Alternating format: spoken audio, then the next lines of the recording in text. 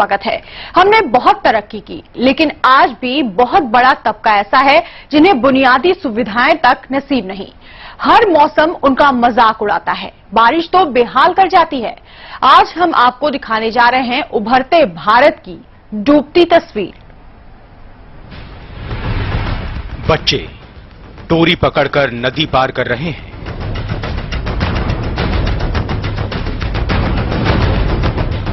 ये हैं उभरते भारत का भविष्य।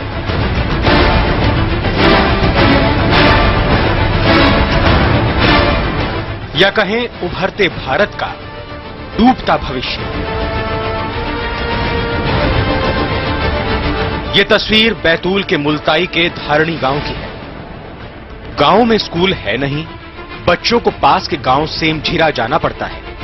लेकिन बारिश के दिनों में उनका ये सफर जोखिम भरा सफर बन जाता है।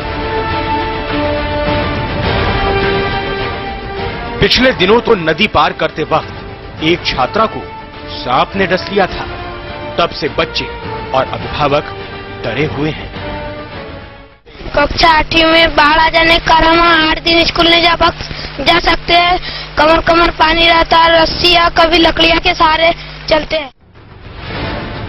जब जब तवा नदी अपना रौद्र रूप दिखाती है, लोगों की जान पर बनाती है। यही हालत सारणी इलाके के राजडोह की है। 4 महीने पहले ही बना पुल बारिश की मार सह नहीं पाया और ढह गया। नतीजा, ग्रामीण फिर नाव के सहारे हो गए।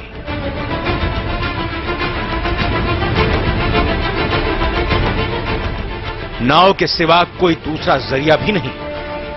ये मजबूरी कई बीमार लोगों की जान भी ले चुकी है। कोई बीमार हो गए तो ऐसा मर जाएगा, लेकिन डॉक्टर की इसकी कोई सुविधा नहीं हो पाएगी। सभी चीज की यहाँ समस्या है, इसलिए यहाँ जल्द से जल्द ब्रिज या पुल की व्यवस्था होए तो बड़ी अच्छी। मजबूरी क्या नहीं करा लेती। ग्रामीण ट्रैक्टर के टायरों की ट्यूब को नदी पार करने के लिए इस्तेमाल कर रहे हैं। यहाँ पर जैसे जैसे पानी आता है वैसे वैसे अपन पैसे लेते हैं। कभी 10 भी, कभी 15 भी, कभी 20 भी। रस्सी,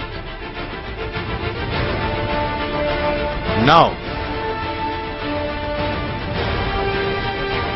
टायर ट्यूब, सब समस्याएं खत्म हो जाएं अगर एक पक्का पुल बन जाए। लेकिन प्रशासन के पास आश्वासन के सिवा कुछ नहीं।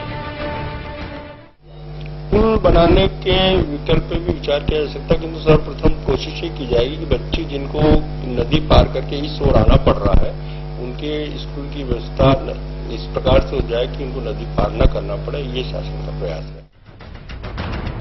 पतीले के सहारे तेज बहते पानी से 2-2 हाथ कर रहे ये हैं शिवपुरी के सूढ़ गांव के निवासी। 350 की आबादी वाले सूढ़ गांव का ये नजारा एक दिन का नहीं, बल्कि बारिश के दिनों में अक्सर यही हाल रहता है। यहां स्थिति और भयावह हो जाती है जब मड़ीखेड़ा बांध के गेट खोल दिए जाते हैं। पूरा गांव टापू में तब्दील हो जाता है। छोटी से छोटी जरूरत के लिए पतीलों के सहारे ग्रामीणों को नदी पार करनी पड़ती है। यहां तो नाव तक की सुविधा नहीं। कोई रास्ता नहीं है। हाँ, कोई रास्ता नहीं है। और सामान जो खत्म हो जाता है तो लेने आना पड़ता है। बाजार आना है वैसे। और बच्चे वगैरह भी मटकन से निकालते हैं। महिला भी मटकन से निकालती हैं। अच्छा, तो आपने कोई मांग की प्रशासन की? बहुत मांग करी, फिर कोई नहीं सुने। मटका से। तो डर नहीं लग रहा आपको? डर लगता है, पढ़ना जरूरी है। और आपके घर वाले कैसे निकलते हैं, मम्मी वगैरह? सब मटका से निकलते हैं। बच्चे छड़ी है, स्कूल में नहीं आ पाती नदी की। महिलाएं कैसे निकलती हैं? महिला क्योंकि तो डिलीवरी में बच्चा भी गए हुए घटना हो गई, खत्म हो गए, कोई आपत जबर ही रुकी है। ग्रामीण जहां मूलभूत जरूरतों के लिए जान जोखिम में डालकर मेड़ा लगाकर नदी पार करने को मजबूर हैं, वहीं प्रशासन पूरे मामले को कानून व्यवस्था का नाम देकर पल्ला झाड़ रहा है। अब ये बेसिकली कानून व्यवस्था से रिलेटेड मैटर है।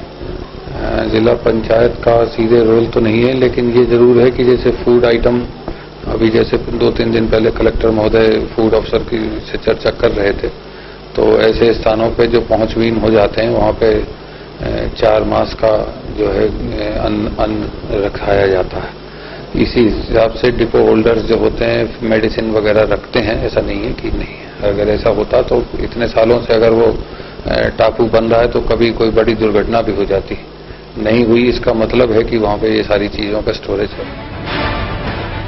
कहना आसान है, पर अगर सीईओ साहब खुद एक पतीला उठाकर तेज नदी पार करें तो शायद उन्हें पता चले कि ग्रामीण रोज किस जोखिम का सामना कर रहे हैं। मामला बैतूल का हो या फिर शिवपुरी का, अफसोस यही है कि योजना बनाने वाले कमरे में बैठकर सोचते हैं, जबकि मैदानी हालात कितने खतरनाक हैं। शिवपुरी से परवेज खान के साथ इरशाद हिंदुस्तानी, सहारा समय, बैतूल।